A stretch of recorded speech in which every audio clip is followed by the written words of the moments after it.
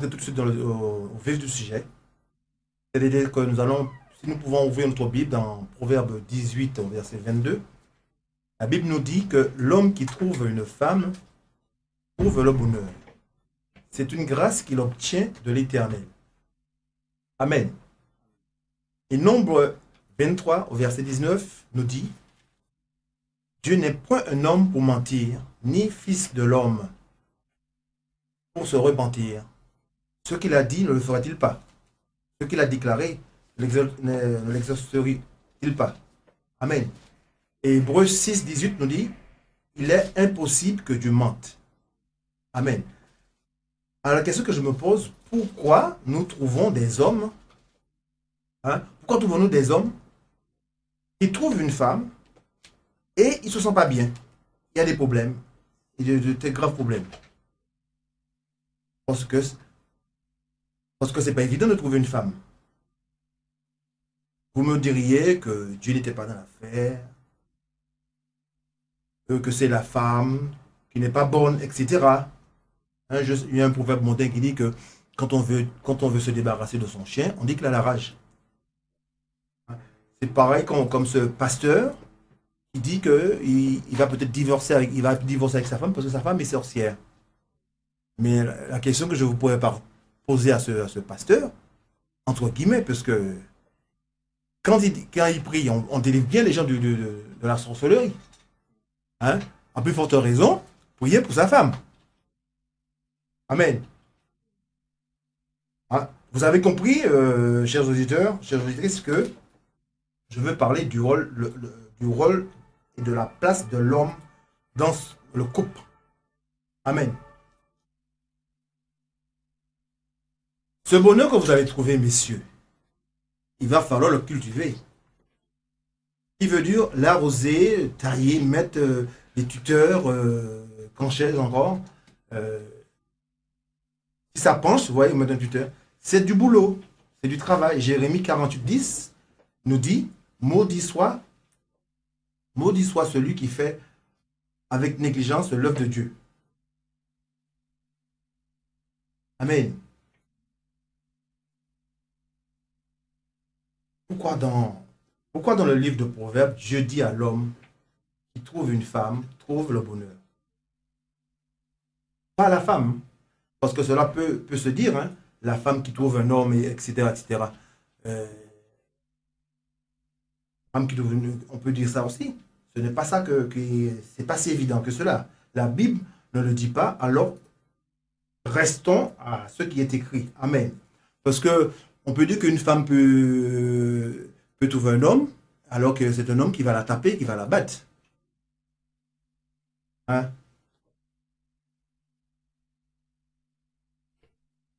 Prenons par exemple Éphésiens 5, 23. Qu'est-ce que la Bible nous dit? Car le mari est le chef de la femme, comme Christ est le chef de l'Église, qui est son corps et dont il est le sauveur. Comprenons bien ce verset, nous allons un peu le décortiquer, messieurs, si vous m'écoutez, nous allons bien le décortiquer. La question que je poserai aux hommes qui nous écoutent, qu'est-ce que Christ a fait pour l'Église? Nous voyons que l'Église, nous voyons là que l'Église représente la femme, n'est-ce pas? Jésus s'est livré lui-même pour l'Église, pour elle, afin de la sanctifier en la purifiant, en la lavant par l'eau de la parole. Ce qui veut dire que Jésus s'est livré lui-même pour elle. Donc toi aussi, parce que dans ce verset, l'Église, on peut justement remplacer l'Église par la femme. Parce que le Seigneur nous dit, si nous avons le verset sous Éphésiens 25, Éphésiens 5, 25,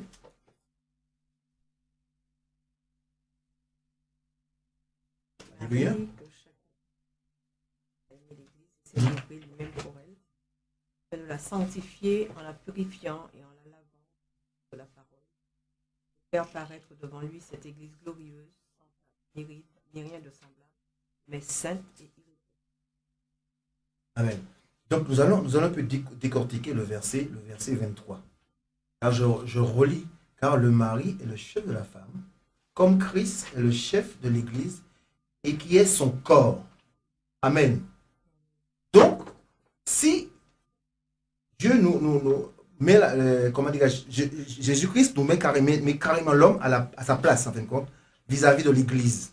Donc nous devons nous comporter avec nos femmes comme Jésus-Christ s'est comporté avec l'Église et qui rajoute qui est son corps. Amen. Et quand nous lisons Genèse 2,24 qui dit l'homme quittera son père et sa mère, s'attachera à sa femme pour former une seule chair. Amen. David dit que c'est le seul corps. Hein? C'est exactement ce qu'il dit. Hein?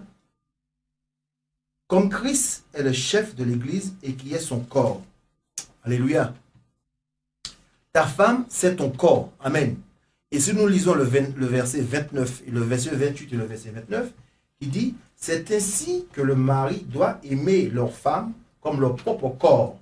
Celui qui aime sa femme s'aime lui-même. Amen. Car jamais personne n'a haï sa propre chair, mais il la nourrit et en prend soin comme Christ le fait pour l'Église. Amen. C'est la parole qui le dit. Donc, le chef de la femme, avant d'aller plus loin, comprenons là, je me mets dedans, hein, comprenons là, quand la Bible dit l'homme est le chef de la femme, d'après les 2 ou 3 versets, les 3 versets que nous avons lus, ce rôle de chef, messieurs, ce n'est pas un privilège.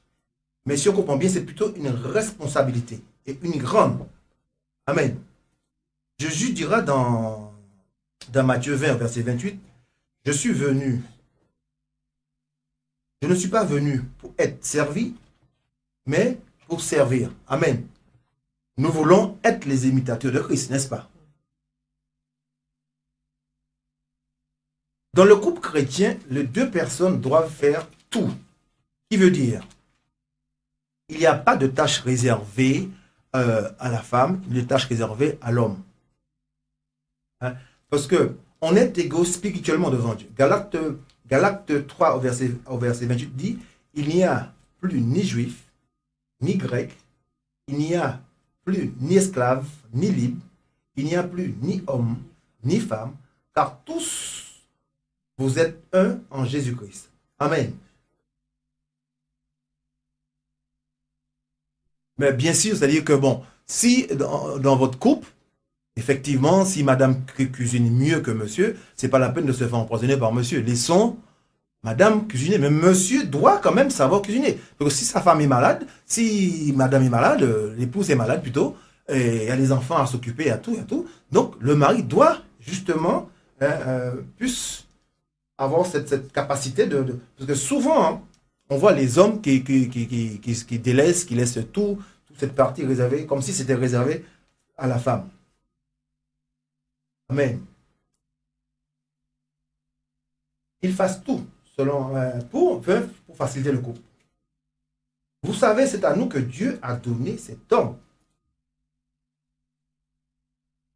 Amen. C'est à nous que Dieu a donné cet ordre. Hein, que le mari est le chef de la femme. Tout comme Adam dans le jardin d'Éden. Voyez-vous? Et à qui Dieu a demandé les comptes. En Genèse 3,9, nous voyons que effectivement, c'est Ève qui a mangé le fruit. Mais c'est qui Dieu, et quand Dieu est revenu dans Genèse 3, au verset 9, il dit, mais l'Éternel, Dieu, appela l'homme et lui dit, où es-tu? Donc, à qui il a demandé? Ce n'est pas à Ève. Parce que c'est à Adam que, justement, Dieu avait donné l'ordre de veiller dans le jardin. Amen. Il en est de la responsabilité de l'homme d'assumer les ordres qui lui est attribué par le Seigneur. Parce que pour bien diriger sa maison, il faut que cet homme, justement, par l'Esprit de Dieu, puisqu'il puisse prendre toutes ces directives par la part du Seigneur, afin qu'il puisse emmener à bien son couple. Sans s'être confié à Dieu, il ne peut pas. Hein, parce que nous sommes rien sans Dieu. Parce que sans Dieu, on n'est rien. C'est Dieu qui nous porte, qui nous portera toujours. Mais c'est vrai, jouer le chef jusqu'à pour... c'est vrai, jouer le chef juste pour commander, là, ça va. Juste pour, je sais pas moi, diriger sa femme dans des tâches commandées, ça se fait facilement. Mais bien aimé, on se rend compte souvent, l'homme laisse la responsabilité à sa femme. Par exemple, l'éducation des enfants. Alors que Proverbe 22, verset 6 nous dit, hein, parle à l'homme toujours, instruit l'enfant selon la voie qu'il doit suivre. Et quand il sera vieux, il ne s'en détournera pas. Amen. Donc on laisse, vous allez voir dans certains couples que le mari ne connaît même pas l'école de son enfant. Hein, c'est quand même grave. Hein. Et je parle au couple chrétien. Alléluia. Donc souvent les tâches domestiques c'est pour la femme, les démarches, même les démarches administratives, hein, les réunions parents d'élèves, là l'homme est absent. Et c'est pas normal. Et vous allez vous rendre compte que les enfants, justement, dépendent beaucoup du papa. Ce que le papa, par exemple, un exemple, un papa qui aime lire, vous verrez que l'enfant aimera lire aussi. Et les enfants regardent souvent à leur père. Donc, c'est une responsabilité. Pardon. Ce que veut l'épouse, la femme sage, hein, qu'on peut lire ça en Proverbe 14, verset 1. La femme sage, vous savez, qui bâtit sa maison. Hein, qui bâtit sa maison, ça veut dire qui s'occupe, qu'elle gère, et puis elle essaie justement de garder justement la présence de Dieu dans sa maison. C'est ça la femme sage. C'est d'avoir justement à la maison un mari, un homme dont il peut compter. Avoir de l'attention de son mari. C'est ça que la femme demande. Elle s'attend à la tendresse, à l'amour avec un grand A. L'amour justement, je bien dis avec un grand K parce que ça veut dire qu'il peut y avoir des hommes qui peuvent limiter l'amour au lit, hein, dans les actes sexuels. C'est pas ça l'amour. Hein. L'amour qu'on peut lire dans 1 Corinthiens 13, l'amour que nous allons lire 1 Corinthiens 13. Tu peux le lire, Nika? Nous allons voir ce que l'amour fait dans un couple. Et c'est ça, justement, la parole de Dieu. 1 Corinthiens 13. 1 ou plus bas.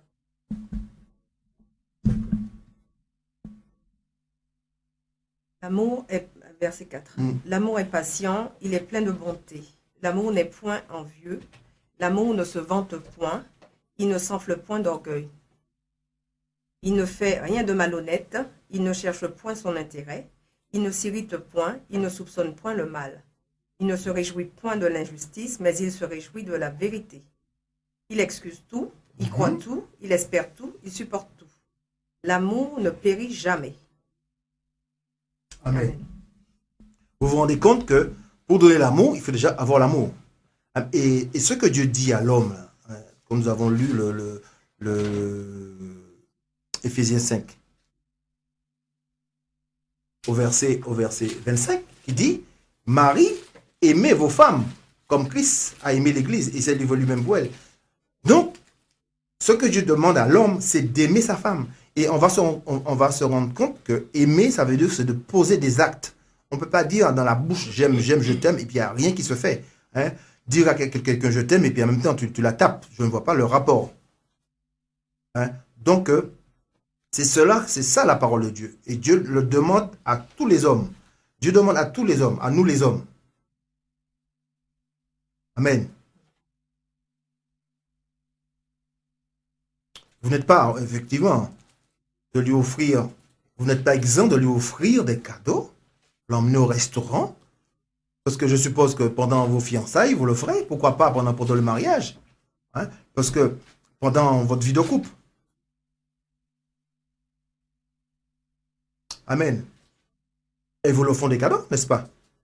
On voit que la femme, par contre, elle a cette facilité, hein, plus que nous les hommes, à offrir cette générosité. Il faut dire que Dieu justement a formé la femme avec ses sentiments. La femme est très émotionnelle, hein.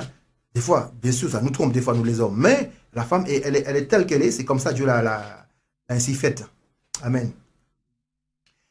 Donc forcément, vous les hommes qui m'écoutez, si tout à fait, si vous êtes dur avec votre femme, qu'est-ce que vous allez récolter, hein? Vous aurez quoi? Une femme rebelle? Une femme qui va se cacher? Une femme qui va vous mentir? Pourquoi? Parce qu'elle a tout simplement peur de vous. Hein, parce que la femme, ce qu'elle cherche, c'est avoir un homme qu'elle aime premièrement, un homme qui l'aime, et un homme d'où elle peut compter. La sécurité, quoi. C'est ça qu'une femme veut. Amen. Et c'est vous qui allez rendre justement ce bonheur, le bonheur que nous avons lu là, l'homme trouve le bonheur. C'est vous, c'est nous, hein, qui allez rendre ce bonheur possible. Pas la femme. Hein. Un proverbe 10-22 dit, c'est la bénédiction de l'Éternel qui enrichit. Et il ne fait suivre donc qu'un chagrin. Alléluia. La femme a été tirée de l'homme. Hein, prenons Genèse 2-22. On voit ici l'homme on voit ici justement que l'homme est devenu un peu pourrette. Hein. Nous allons le prendre. Genèse 2, verset 2.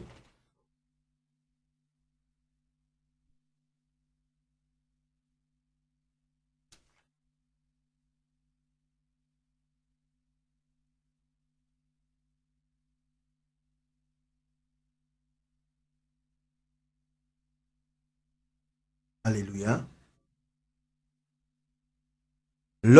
L'Éternel Dieu forma la femme de la côte qu'il avait prise de l'homme, et il l'emmena vers l'homme. Et si vous lisez le verset 23, il y a, et l'homme dit, voici cette fois, celle qui est mes os, celle qui est os de mes os et chair de ma chair, on l'appellera femme, parce qu'elle est prise de l'homme. Amen. On se rend compte là, mais hein, l'homme, justement, en voyant cette femme, en voyant la femme que Dieu a créée là, l'homme est devenu, si je peux m'expliquer ainsi, il est devenu un peu poète, tant qu'il était dans la joie. Amen. Tant qu'il était dans la joie, il est devenu poète. Hein? L'homme dit, voici cette fois celle qui est os de mes os, chair de ma chair. Alléluia. C'est tellement qu'il était dans la joie, et bon, il a formé des phrases poétiques. Amen. 1 Timothée 2, au verset 13, nous dit, il confirme, car Adam a été formé le premier, ensuite Ève, avant. Amen. Dieu est un Dieu d'ordre. Le verset clé le verset clé pour notre bonne compréhension, c'est 1 Corinthiens 11 au verset 3. Qui dit, je veux cependant que vous sachiez que Christ est le chef de tout homme, que l'homme est le chef de la femme et que Dieu est le chef de Christ. Amen. Ce que Dieu, c'est ce que Dieu veut, les hommes qui m'écoutent là, c'est cette complémentarité, hein, entre l'homme et la femme. Comprenez que nous sommes faits différemment, psychologiquement, physiquement. C'est pour cela. Et c'est pour cela, si vous lisez Genèse 2, 18, Genèse 2, verset 18, qui dit, l'Éternel Dieu dit qu'il n'est pas bon que l'homme soit seul. je lui ferai une aide semblable à lui. Cela veut dire quoi? Qu'on n'était pas au point. Hein, peut-être qu'on n'était pas au point, on était défaillant, on était seul, on s'ennuyait, etc., etc. Dieu, dans son amour, nous a donné une aide afin de la chérir. Adam était dans la joie, n'est-ce pas? Voilà celle, comme il disait, qu'elle me disait, voilà cette fois, celle qui est os de mes os, hein, et chair de ma chair. Vous rendez compte comment il était dans la joie quand il a vu sa créature? Donc, nous les hommes là, c'est pas gratuit. Quand Dieu nous donne ce bonheur, nous devons le cultiver. C'est nous justement qui doit cultiver ce bonheur que Dieu nous a donné. C'est pas la femme. Parce que Dieu a établi l'homme. L'homme, on peut considérer l'homme aussi dans le jardin comme étant que grand frère, puisqu'il était déjà là. Hein? Amen.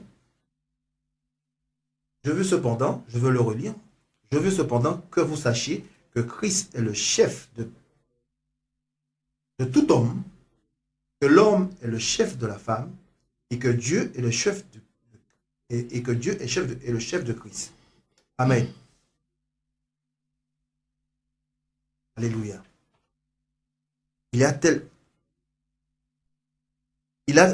Par contre, nous allons entrer dans un petit domaine plus pour justement être équilibre, hein, parce que des fois on peut poser la question, si l'homme fait tout, qu'est-ce que la femme fait?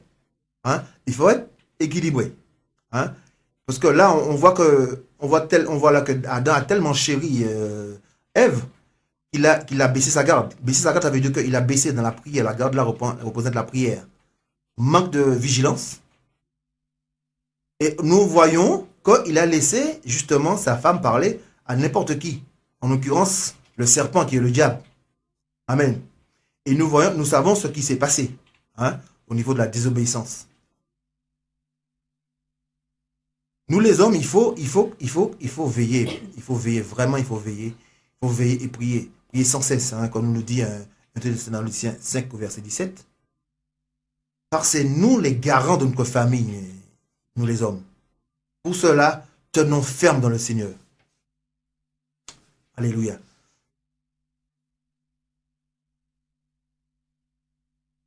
Là, maintenant, je veux m'arrêter aussi un petit peu. Je veux voir si nous avons quelques questions.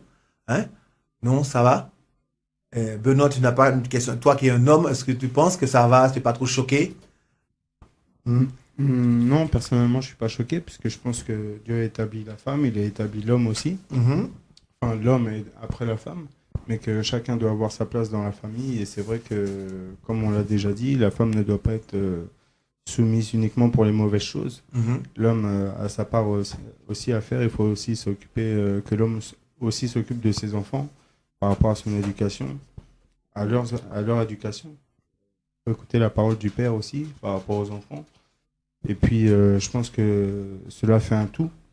Mais si le père, donc l'homme, ne joue pas son rôle, donc après, je pense que la famille subit les conséquences de tout ça. Parce que s'il n'y a que la mère qui fait, par exemple, à manger, moi, personnellement, ça ne me dérange pas parce que c'est mon métier. C'est vrai que je ne suis pas souvent là, mais par rapport à la présence à la maison, il faut quand même tenir ferme.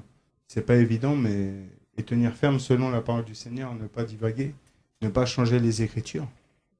Donc pour tout ça, il faut être serein et puis rester dans la prière pour que le Seigneur nous guide aussi. Amen. C'est-à-dire que dans le mandat de responsabilité justement que Dieu a établi l'homme, hein, dans ce mandat de la responsabilité, et l'autorité du chef, premièrement, c'est d'aimer. C'est d'aimer. Et on voit, aimer quand on aime vraiment, hein, on a du travail à faire. Aimer, ça veut dire que c'est protéger. Hein, c'est garantir la sécurité à l'aide à la femme que Dieu a mis à côté de toi. C'est-à-dire de servir, hein, nourrir, prendre soin, comme son propre corps. Le privilège, justement, c'est de servir. Voilà. Son autorité n'est pas un rôle n'est plus un rôle de soutien, que de contrôle, mais de responsabilité. Ouais. Dieu n'a pas institué l'homme comme tête de la femme pour l'aimer, mais pour l'entourer et la garantir son plein épanouissement. Voilà le rôle de l'homme. Alléluia.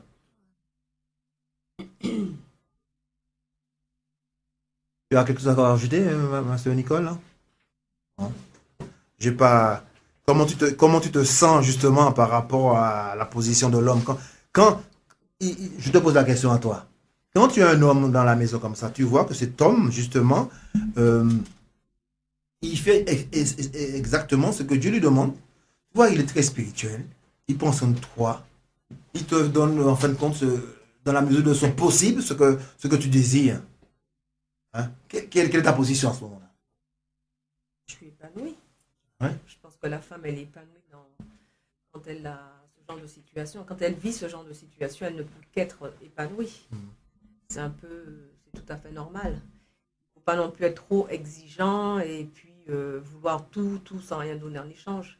Donc si on a un mari qui obéit à Christ et qui met en pratique sa parole, qui vraiment exerce le service que Christ lui a demandé comme il faut, et ben donc dans sa famille, ça marche, ça roule tout seul, quoi. Et il n'y a pas de soucis, il n'y a pas de questions, il n'y a pas de tyrannie, il n'y a pas de mauvais commandement, il n'y a pas de commandement avec le bâton, mais l'autorité de l'homme est exercée avec amour, donc il y a aucun souci. On ne peut que bénir Dieu.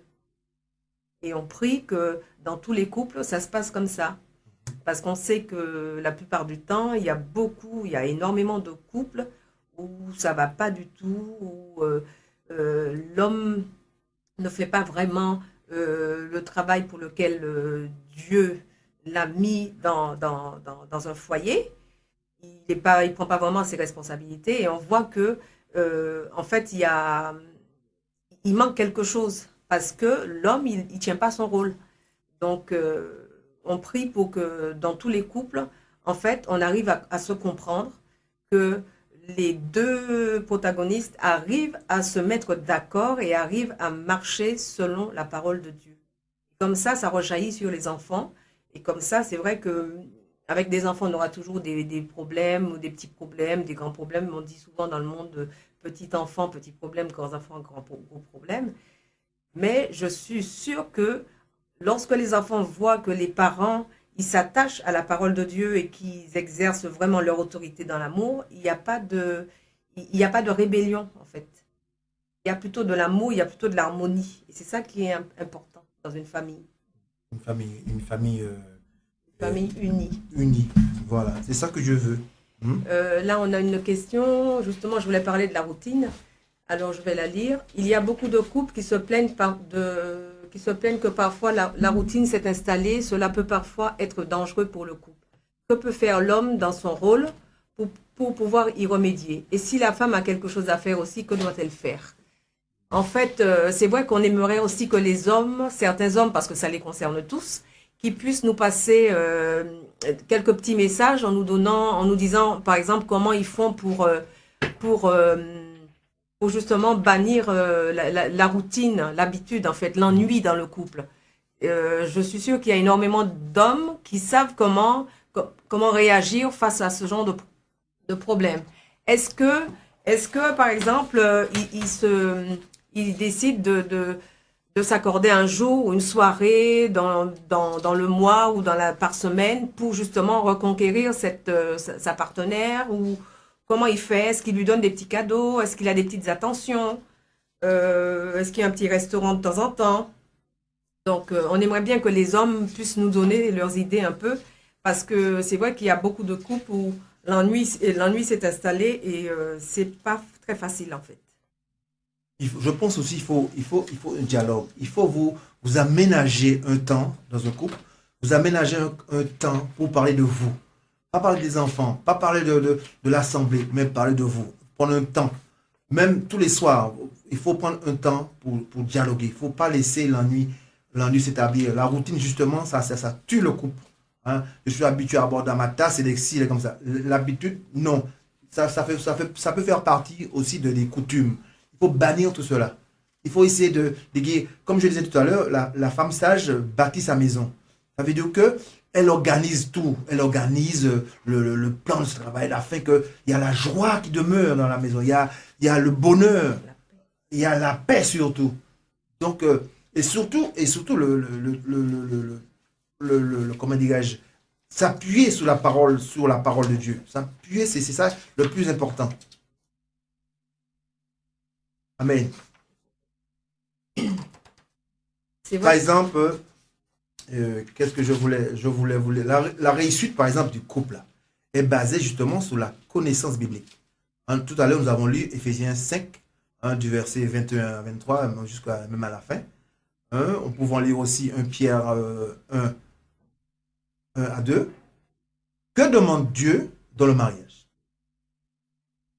Dieu demande un engagement à vie entre l'homme et la femme. Et sur quoi est fondé cet engagement? Cet engagement est fondé sur le principe de l'amour biblique. La relation entre Jésus-Christ et son Église représente l'exemple même de l'engagement dans l'amour. C'est cet exemple que vous deviez suivre. Que nous devions suivre, j'allais vous, que nous devions suivre dans nos relations tout au long de notre vie. Donc je pense que Dieu nous a donné quand même l'intelligence de le savoir déjà pour un moment qu'il est la vie éternelle, qu'il est le Dieu et tout ça. Donc Dieu nous a unis parce que Dieu, des fois nous prions. Par exemple, des fois nous prions, Seigneur, tu peux me donner une femme ou tu peux me donner un mari. Dieu est bon dans sa bonté, tu le donnes. Mais Dieu ne va pas te montrer comment il faut faire des enfants, par exemple. Donc, il faut quand même l'intelligence, avec le roc justement qu'on a bâti notre amour, qu'on a bâti notre mariage. Avec ça, Dieu peut on peut quand même arriver à gérer certaines choses. Amen, parce qu'on a quand même notre part à faire. Amen. Tu voulais ajouter quelque chose? Moi, ce que je voulais dire, que c'est, par exemple, la préparation, c'est très important. C'est vrai qu'il y a plein de couples qui se sont mariés sans préparation, mais c'est jamais trop tard pour bien faire. On peut toujours faire des groupes avec d'autres couples et puis essayer d'améliorer les relations entre couples, en fait. On peut toujours le faire. Ça, c'est pas définitif, en fait. Mais c'est vrai qu'il y a plusieurs étapes à franchir dans le couple. Et il y a beaucoup d'étapes qui peuvent faire justement, qui peuvent générer des conflits. Mais ça, on en parlera à une prochaine réunion, donc des conflits. Mais c'est vrai que, bon, la première étape, c'est les fiançailles. Après, il y a les noces. Et après les noces, le jour des noces, là, le mariage commence vraiment parce que le mariage, c'est tous les jours. Ensuite, donc, les noces, le mariage, la concrétisation, en fait, je vais dire, donc devenir une seule chair pour obéir à Dieu. Et juste après ça, passer les premiers émois on s'est connus, etc. On revient sur terre, en fait. Retour à la réalité. Là, on peut être désenchanté. Parce qu'on peut s'attendre, peut-être qu'on s'attendait à ça, et puis en fait, c'est le contraire, ou alors c'est pas vraiment ce qu'on attendait, etc. Donc, il peut y avoir un petit peu de déception, mais rien n'est perdu pour autant. Avec le dialogue, on remet les choses en place. Ensuite, après le retour à la réalité, donc on prend la vie à pleine main, on marche à deux. Une grossesse peut arriver. Amen. Ensuite, une autre étape, la femme enceinte. L'autre étape, l'accouchement. Ensuite, au bout des 9 mois, il y a la naissance. Après, il faut rentrer à la maison avec bébé. Donc, l'arrivée de bébé à la maison. Là, le père commence à perdre pied parce que, bon, il sent déjà qu'il y a quelque chose qui lui échappe. C'est normal. Puisque la femme, elle est restée en fusion avec son bébé pendant 9 mois. Donc, c'est vrai que rentrer à la maison avec son bébé, elle a un petit peu de mal à lâcher, quoi. Donc, il faut qu'elle apprenne aussi à partager son bébé avec son mari. Donc, il faut aussi que la mère apprenne à gérer aussi son temps entre sa qualité de mère et sa qualité d'épouse. Il ne faut pas qu'elle oublie qu'elle était épouse avant d'être mère. Ensuite, il y a l'éducation. Donc, on donne l'éducation à l'enfant à deux. c'est papa et maman qui éduquent l'enfant. Ensuite, il y a toute la période d'adolescence. Là, ça peut être des gros combats. Ça, il ne faut pas se boucher les yeux. C'est pas parce qu'on est chrétien, pardon, que l'adolescence peut se passer sans heurts. Et ensuite, plus tard, les enfants ils grandissent. Donc, il y en a qui vont partir faire des études. Et puis, il y en a qui vont partir, qui vont se marier, etc. Donc, tout ça, ce sont des étapes qui font que dans toutes ces étapes, durant toute cette vie, si on ne fait pas attention, si on ne veille pas, si on ne prie pas, si on ne s'est pas bien préparé, si on n'a pas bâti sur le roc, c'est sûr que on peut, toutes ces étapes-là, ce sont des situations qui peuvent générer des conflits. Donc, une bonne préparation aux choses de la vie à deux, ça peut éviter au couple de tomber dans des conflits.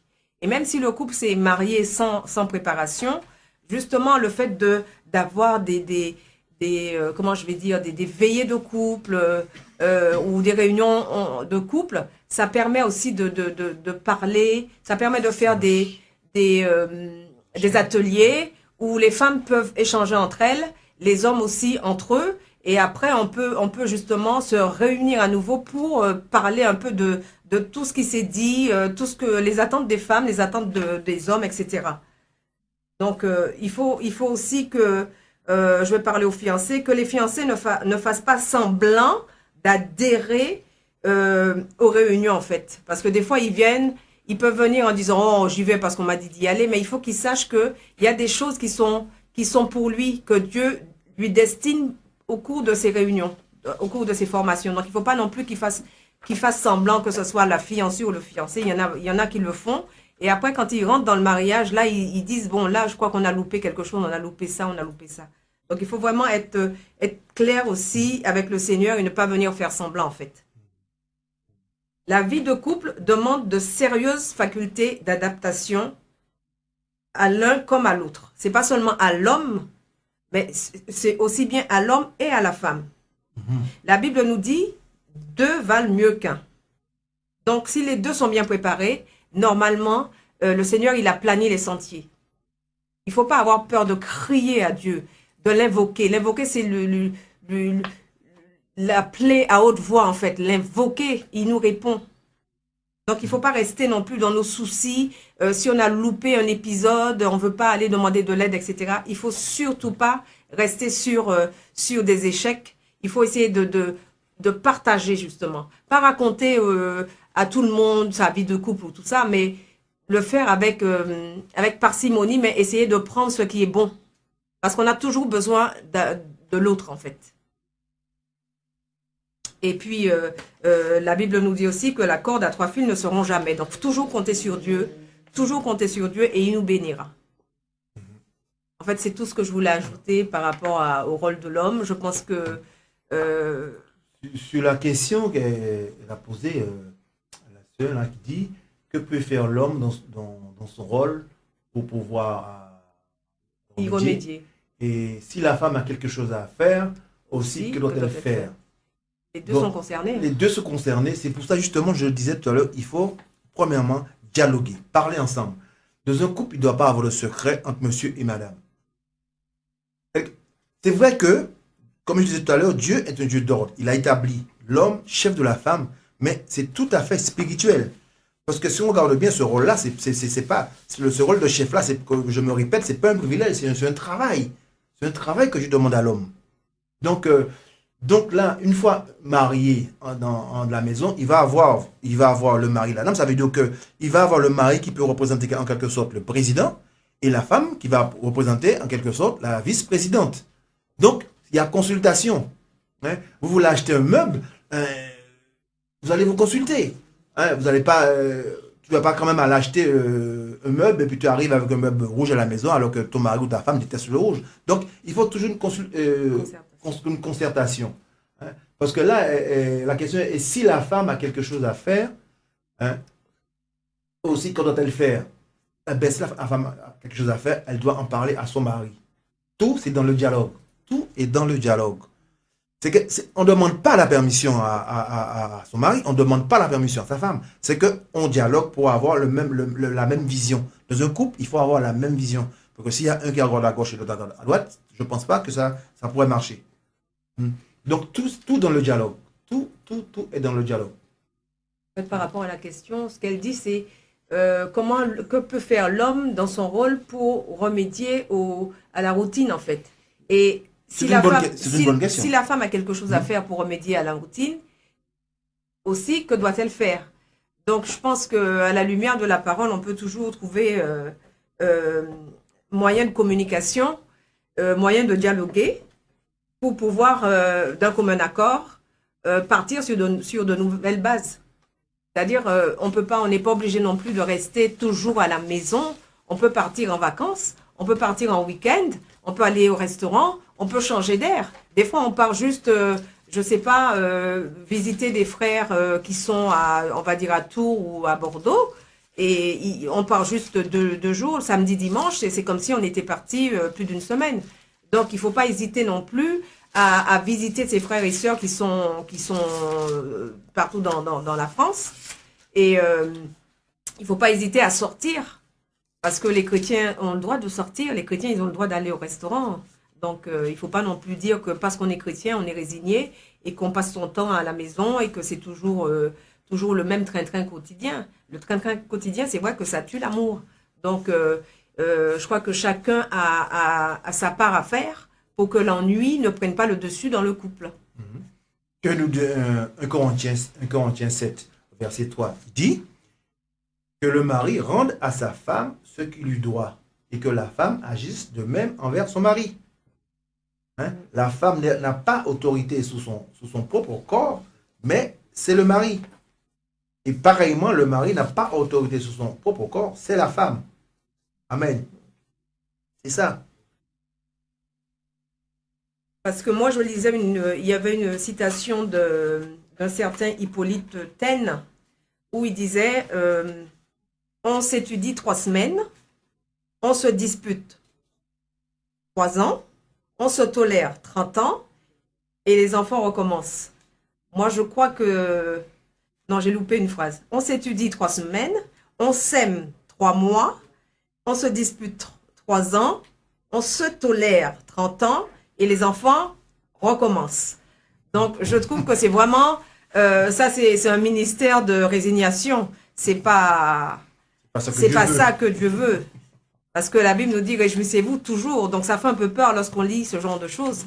Et que Dieu nous garde et que Dieu nous aide en tout cas. Benoît, peut-être une question? Non, je suis simplement un peu choqué par ce que tu viens de dire. Oui, et la femme et l'homme s'aiment 3 mois. 3 Ouais. mois, c'est rien. Comment on peut aimer une personne, soi-disant sa femme ou son mari? Si tu aimes ta femme, c'est, comme j'ai déjà dit, c'est quand on te demande, aimez-vous la Bible nous dit aimez-vous les uns les autres. Donc déjà, si tu t'arrêtes à 3 mois, déjà c'est grave. Et puis lors de ton mariage, le maire te demande quand même que tu veux l'aimer et la chérir pour la vie. On te demande pas pour 3 mois, c'est pour la vie.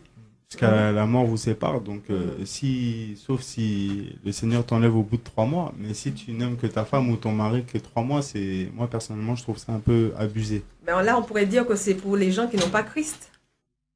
Mais nous qui avons Christ, normalement, nous ne devons pas nous plaindre de l'ennui ou de tout ça, parce que Christ est la lumière. La lumière n'est pas triste. Amen. Amen. Donc ça, c'est vraiment pour des gens qui n'ont pas Christ, des gens qui ont besoin de Christ, justement. La Bible nous dit que Dieu nous dit que celui qui m'aime, c'est celui qui fait ma volonté. Amen. Donc, la volonté de Dieu dans le couple, il dit, Marie, aimez vos femmes. Ouais. Éphésiens 5, 25. Votre femme, plutôt. Amen. Si on ne le fait pas, donc on désobéit. Amen. Et la désobéissance, c'est quoi? C'est de le péché. Hein? Et qui c'est le père du péché? Qui c'est le père du mensonge? C'est le diable. Donc, du moment que tu mens, tu es son fils. Hein? Il n'y a pas photo, hein? C'est clair. Restons dans la parole du Seigneur. C'est parce que c'est par grâce que nous sommes là. Surtout qu'on sait que dans le couple, lorsque l'ennui prend le dessus, c'est une occasion de conflit. Ça crée un climat conflictuel et c'est encore plus difficile en fait. Donc c'est pour ça qu'il faut se prémunir de tout ça. Je pense qu'à une prochaine réunion, on pourra parler des querelles, de la colère et des conflits. La jalousie. Et donc, je pense qu'on pourra en parler. Donc, on ne va pas tout donner ce soir, mais bon. On va peut-être arrêter, parce que sinon, avant de finir, je veux juste citer le 1 Corinthiens 7, au verset 39, qui dit que une femme est liée aussi longtemps que son mari est vivant. Mais si le mari meurt, elle est libre de se remarier si elle veut, seulement que ce soit dans le Seigneur. Donc vous vous rendez compte? Autant mettre vraiment la parole de Dieu dans notre cœur. Parce que si la Bible qui le dit, hein, si une femme est liée à son mari, si votre mari peut vivre pendant 100 ans et ça ne va pas du tout, alors 100 ans, c'est la galère. C'est 100 ans d'horreur, c'est pas évident. Et nous savons que Dieu n'est pas pour le divorce. Amen. Amen. Donc, mes chers bien aux auditeurs, aux auditrices, nous allons rester là ce soir. Hein. Je prie que Dieu vous garde, vous protège et que vous demeurez dans la parole de Dieu afin que nous puissions grandir encore. Voilà.